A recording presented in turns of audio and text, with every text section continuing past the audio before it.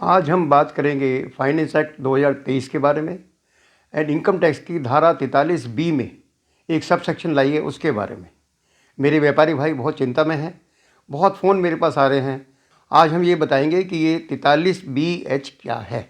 ये व्यापारी के लिए एक तरह की खतरे की घंटी है, क्योंकि अगर कुछ सर्टेन व्यापारियों को टाइम से पैसा नहीं दिया गया, उनसे सर्विसेज का और उनसे जो परचेज़ किए उसका, तो हैवी पेनल्टी लगेगी इंटरेस्ट के रूप में एंड बहुत हैवी इनकम टैक्स देना पड़ सकता है।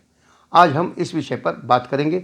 साथियों, ये वीडियो आप बहुत ध्यान से देखिए, क्योंकि मेरे सभी व्यापारियों साथियों के लिए ये बहुत काम की वीडियो रहेगी।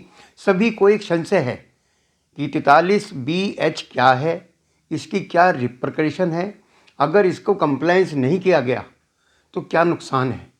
ये वीडियो आप पूरी ध्यान से देखिए और अपने सभी व्यापारी साथियों को ये शेयर किए दोस्तों।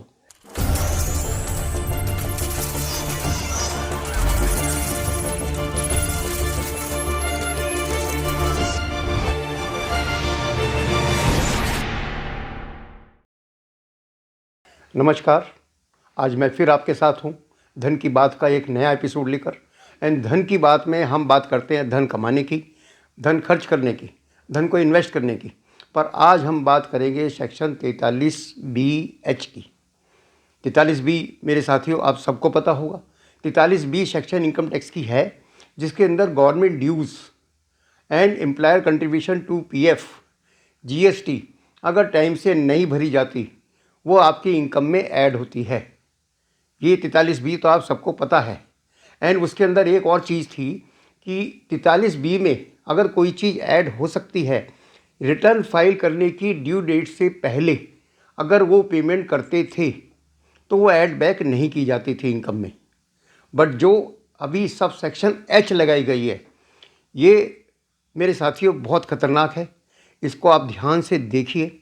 अगर इसकी कंप्लायंस नहीं की गई, ये जो धारा है ये डाली गई थी फाइनेंस एक्ट 2023 में और ये लागू है 1 अप्रैल 2023 से। जो ट्रांजैक्शन होंगी ये प्रीवियस ईयर माना जाएगा एंड असेसमेंट ईयर 24-25 के लिए ये लागू है।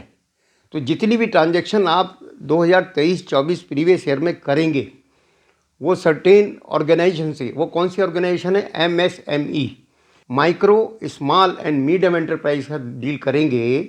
जो उस MSME डेवलपमेंट एक्ट 2006 के तहत जिन्होंने रजिस्ट्रेशन कराया हुआ है, उनकी पेमेंट साथियों आपने 15 दिन में करनी है। एक्ट तो ये कहता है, सेक्शन 15 ऑफ दैट एक्ट कहती है कि आप 15 दिन में उनकी पेमेंट करेंगे। अगर आपका कोई एग्रीमेंट नहीं है, अगर आपका राइटिंग में कोई एग्रीमेंट है, एक व्यापारी दूसरे व्यापारी को पेमेंट मान लीजिए 60 दिन में देगा, तब भी वो वैलिड नहीं होगा। अगर आपका एग्रीमेंट है तो मैक्सिमम लिमिट पेमेंट करने की 45 दिन है। 45 दिन के अंदर आपको पेमेंट करनी है। अगर आपने कोई एग्रीमेंट भी कर लिया है, अगर कोई एग्रीमेंट आपने 3 महीने का किया है, that is null and void. आप ध्यान रखिए। अब समझिए इस चीज़ को क्या है कि अगर आपने MSME में जो रजिस्टर्ड हैं, कौन सी ऑर्गेनाइजेशन, माइक्रो एंड स्मॉल, ध्यान दीजिए, मीडियम एंटरप्राइज इसमें नहीं आती। जिस व्यापारी भाई ने इनसे कुछ सामान खरीदा है, कोई परचेजिंग की है या कोई सर्विस ली है, तो उसकी पेमेंट आपने 15 दिन में करनी है एज पर सेक्शन 15। अगर आपका कोई एग्रीमेंट है तो मैक्सिमम टाइम लिमिट उसमें 45 दिन होती है। अगर ऐसा नहीं हुआ, इस साल से 31 मार्च को अगर कोई पेमेंट 15 दिन या 45 दिन से ज़्यादा ड्यू है, तो वो आपकी इनकम टैक्स जो रिटर्न फाइल करेंगे आपकी इनकम में ऐड बैक होगा। टैक्स ऑडिट करने के लिए आपके यहाँ ऑडिटर आते हैं। वो ऑडिटर अपनी रिपोर्ट में ये भी देगा, जैसे पहले गवर्नमेंट ड्यूज़ का बताते थे कि ये पे नहीं हुए हैं, अब ये भी बताएगा कौन कौन से ऑर्गेनाइजेशन की पेमेंट जो एप्लीकेबल हैं उनको पेमेंट नहीं हुई है, उसको रिपोर्ट करेगा और इनकम टैक्स में वो ऐड बैक होगा। फॉर एग्ज़ाम्पल मैं आपको बताता हूँ क्या होगा इसमें। अगर आपकी कंपनी की आमदनी पूरे साल की मान लीजिए 20 लाख रुपया है और कुछ ऐसे लोग हैं, कुछ ऐसे आपके वेंडर हैं या सर्विस प्रोवाइडर हैं जिनकी पेमेंट आपने ड्यू डेट पे नहीं की है 31 मार्च तक, या तो 15 दिन या 45 दिन के अंदर नहीं की है तो वो अमाउंट आपके इनकम में ऐड होगा। अगर आपकी इनकम 20 लाख रुपया है और ऐसे डीलर कुल मिला के 80 लाख रुपया हैं तो आपकी इनकम मानी जाएगी 1 करोड़ रुपया, 20 लाख प्लस 80 लैक्स। जहां आप 6 लाख रुपये टैक्स भरते 20 लाख पे, आपको टैक्स भरना पड़ेगा 30 लाख रुपया। आप ये गणित को समझिए कि आपको 30 लाख रुपये टैक्स भरना पड़ जाएगा अगर आपने वो 80 लाख की पेमेंट टाइम से नहीं की, क्योंकि 80 लाख की पेमेंट पे आपको 30% 24 लाख रुपये एक्स्ट्रा टैक्स देना होगा। हालांकि अगले साल जब वो पेमेंट करेंगे तो उसका बेनिफिट ले सकते हैं, उसकी डिडक्शन आप क्लेम कर सकते हैं। दूसरी चीज़ क्या है, ये तो है ही है, इसके साथ साथ आपको इंटरेस्ट भी देना पड़ेगा। ड्यू डेट के बाद आपको इंटरेस्ट देना पड़ेगा। इंटरेस्ट भी पेनल्टी की शेप में है साथियों। इंटरेस्ट कितना है? 3 टाइम्स ऑफ बैंक इंटरेस्ट। आप ध्यान से सुनिए, 3 टाइम्स पेनल्टी देनी होगी और 31 मार्च से पहले अगर आपकी कोई भी ऐसी ड्यू पेमेंट है तो उसको आपकी इनकम में ऐड बैक किया जाएगा, उस पर आपसे टैक्स लिया जाएगा। आप देखिए कितना भयानक ये सब सेक्शन लगाई गई है। ये सब सेक्शन लगाई तो इसलिए गई है कि जो भी स्मॉल और माइक्रो एंटरप्राइजेज हैं उनकी जो कैश फ्लो है वो ठीक हो जाए, वर्किंग कैपिटल की उनको समस्या न आए, पेमेंट का फ्लो ठीक रहे। कुल मिला के देखा जाए तो छोटे व्यापारियों के लिए इसका बहुत फ़ायदा है। बट जो बड़े व्यापारी हैं उन्होंने गुहार लगाई है, सीतारमन जी को ही गुहार लगाई है कि इसको मत करिए, मेरे को पीछे से पेमेंट नहीं आती तो मैं कैसे दूंगा। बहुत उम्मीद कम है, आज तक उनका कोई जवाब नहीं आया है। ये साल आपको ज़रूर तकलीफ़ होगी। जिन भाइयों ने पेमेंट करनी है, आप देखिए इसका एक रेगुलर सिस्टम बनेगा। अगले साल से क्या होगा, आपका एक सर्कुलेशन बन जाएगा। आपने भी किसी को माल सप्लाई किया हुआ है, आपकी पेमेंट टाइम से आएगी, आप पेमेंट टाइम से करेंगे। मैंने आपको बताया सब सेक्शन एच की क्या है कि एक तो इंटरेस्ट देना पड़ेगा, triple the bank rate, and 31 मार्च को वो पेमेंट जितनी भी ड्यू होंगी वो आपकी इनकम टैक्स में ऐड हो जाएंगी। अब कौन कौन लोग इसमें एप्लीकेबल हैं? या तो स्मॉल एंटरप्राइजेस हो या माइक्रो एंटरप्राइजेस हो, उनकी रजिस्ट्रेशन होनी चाहिए। एमएसएमई डी एक्ट 2006 के तहत अगर उनकी रजिस्टर्ड है तो उनकी पेमेंट आप ज़रूर करें, नंबर 1। अब आप ये भी जानना चाहेंगे कि इसमें कौन कौन लोग एप्लीकेबल नहीं है। अब मैं आपको बताता हूँ, कोई भी पेमेंट आपकी 1 अप्रैल 23 से पहले कोई ड्यू हुई हुई है, भले ही उसकी पेमेंट आपने आज तक नहीं की है, 31 मार्च 24 तक भी नहीं की है, वो इसमें एप्लीकेबल नहीं है, उस पर ये कानून लागू नहीं होगा। बहुत क्लियर है, जो ट्रांजैक्शन आपकी प्रीवियस ईयर 23-24 में होगी सिर्फ उन्हीं के ऊपर एप्लीकेबल होगा। तो इसका मतलब क्लियर हो गया कि अगर आपकी 1 अप्रैल 23 की बुक्स में कोई अमाउंट पिछला खड़ा है उस पर यह एक्ट लागू नहीं होगा, नंबर 1। नंबर 2, ये एक्ट लागू नहीं होगा कैपिटल एसेट पे। अगर आपने कोई फिक्स एसेट खरीदी है, मशीनरी खरीदी है, उसका इम्पैक्ट प्रॉफिट एंड लॉस में जाता नहीं है, वो बैलेंस शीट में आता है। अगर वो आपने खरीदी है, उसकी पेमेंट आपने नहीं की है तो उस पर भी ये एक्ट लागू नहीं होगा। तीसरी चीज़ क्या है? ट्रेडर्स। अब आप देखेंगे ट्रेडर्स भी एमएसएमई डी एक्ट में 2006 में रजिस्टर्ड तो हैं। उनको रजिस्टर्ड जो रजिस्ट्रेशन मिली है वो सीमित पर्पज़ के लिए मिली है, बैंक से लोन रियायती दर पर लेने के लिए उनको वो रजिस्ट्रेशन मिली है। तो ट्रेडर और होलसेलर से अगर आपने कोई माल खरीदा हुआ है या कोई माल ही खरीदा हुआ होगा तो उस पर है ना ये एक्ट लागू नहीं होगा।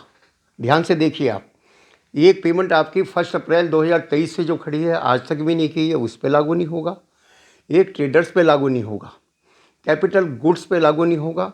इसके साथ साथ उन लोगों पे रजिस्टर नहीं होगा, उन कंपनियों को आपको पैसे नहीं देने पड़ेंगे, उन वेंडर को पैसे नहीं देने पड़ेंगे जो एक्ट में रजिस्टर्ड नहीं है, जिन्होंने एमएसएमई एक्ट में रजिस्ट्रेशन नहीं कराई है, उन पे भी लागू हो नहीं होगा।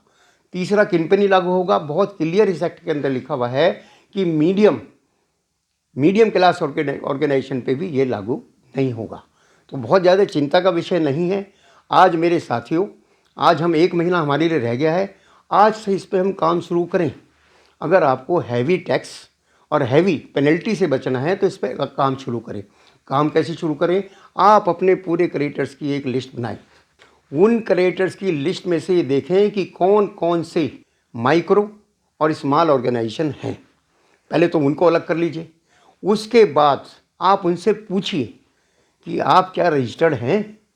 रजिस्टर हैं तो उनसे सर्टिफिकेट लीजिए, उसकी कॉपी लीजिए। उस सर्टिफिकेट की कॉपी आ जाती है तो उसमें आपको ये पता चलेगा, सर्टिफिकेट में क्लियर लिखा होता है। अगर आप उनका रजिस्ट्रेशन नंबर भी ले लें तो एमएसएमई के पोर्टल पे जाके आप ये देखेंगे कि उसके अंदर से कौन कौन से ट्रेडर हैं। अब देखते चलिए, पहले आपने क्रेडिटर की पूरी लिस्ट बनानी है, उसके बाद ये देखना है कि उसके अंदर से माइक्रो एंड स्मॉल कौन कौन से हैं। लार्ज ऑर्गेनाइजेशन से माल हो सकता है, उनको अलग कर दीजिए। उसमें से भी आप रिड्यूस करिए कि ट्रेडर्स कौन से हैं, उनको नेट करके आपको कोशिश ये करनी है, आपके पास अभी लगभग 1 महीना है, कि कैसे भी उनकी पेमेंट 31 मार्च से पहले क्लियर करें। अदरवाइज़ आपको इतना हैवी टैक्स पड़ेगा तो कोई कोई ऑर्गेनाइजेशन तो मेरे भाई की बंद ही हो जाएगी। उसका भी मैं एग्जांपल देता हूँ कैसे बंद हो जाएगी। अगर मान लीजिए आपने 1 करोड़ रुपया बिजनेस में कैपिटल लगाई है, जब आप 1 करोड़ रुपये कैपिटल लगाते हैं तो आपको 3 करोड़ रुपये बैंक से लोन मिल जाता है, सीसी लिमिट मिल जाती है, तो 4 करोड़ रुपये का हो गया आपका वर्किंग कैपिटल। 4 करोड़ में आप लगभग 20 करोड़ रुपये की सेल करते हैं साथियों। कितनी सेल करते हैं? 20 करोड़ रुपये की। और 20 करोड़ रुपये की सेल का मतलब हो गया 1 क्वार्टर की सेल आपकी 5 करोड़ रुपये हो गई। अगर उस 5 करोड़ में से 2.5 से 3 करोड़ रुपया भी ऐसा है जिनकी ड्यू डेट पे पेमेंट नहीं हुई है, फॉर एग्जांपल 3 करोड़ रुपया है, तो 3 करोड़ रुपये टैक्स कितना लगेगा आपको पता है? 90 लाख रुपया। आपकी कैपिटल सारी इरोड हो जाएगी। आपने 1 करोड़ रुपये अपने बिजनेस में लगाया है, 90 लाख रुपये टैक्स देना पड़ जाएगा, आपकी ऑर्गेनाइजेशन बंद हो जाएगी। ये बहुत सीरियस चीज़ है, सीरियस से इसको सोचिए और सोच पे इसके विचार करिए। किसी मेरे दोस्त को इसके बारे में कोई बात करनी है, बेहिचक मेरे को कभी भी फ़ोन करके इसके बारे में मेरे से बात करें, क्योंकि इसका बचने का कोई तरीका नहीं है। अब सवाल ये आया था इंटरेस्ट। इंटरेस्ट में है ना, क्या होगा, जो इंटरेस्ट आपको पे करना पड़ेगा 3 times of bank interest rate, उसकी सेक्शन 37 में आपको डिडक्शन भी नहीं मिलेगी। अब देखिए डबल मार, एक तो आपको इंटरेस्ट देना पड़ेगा ट्रिपल रेट पे, एंड उसकी 37 में आपको डिडक्शन नहीं मिलेगी। अब ये तो व्यापारियों के हाथ में है, व्यापारी ये तो कर सकता है अपने संबंध अच्छे रखने के लिए, इंटरेस्ट मान लो नहीं भी चार्ज करता है, उससे किसी डिपार्टमेंट को कोई मतलब नहीं है, वो इतनी हेल्प उसकी कर सकता है। बट अगर पेमेंट नहीं हुई है उसमें आपका वेंडर आपकी कोई हेल्प नहीं कर सकता, क्योंकि he is out of the picture. Auditor निकाल के बताएगा कि इन लोगों की पेमेंट नहीं हुई है, वो आपकी इनकम में ऐड हो जाएंगे दोस्तों।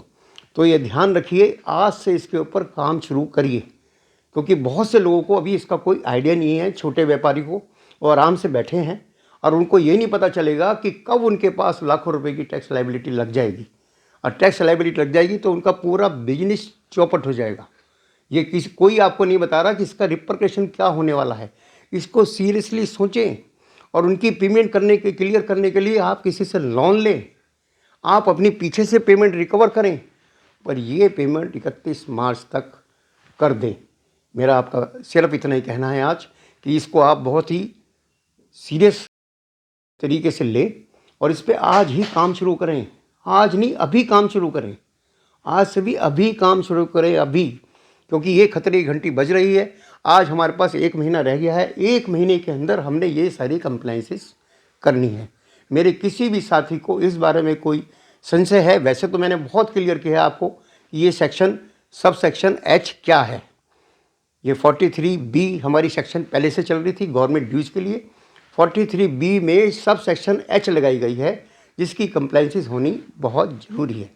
आज के लिए मेरा इतना ही है। आप इस वीडियो को ज़्यादा से ज़्यादा शेयर करें मेरे बिजनेस भाइयों को, अपने साथियों को, जिससे उनका फ़ायदा मिल सके।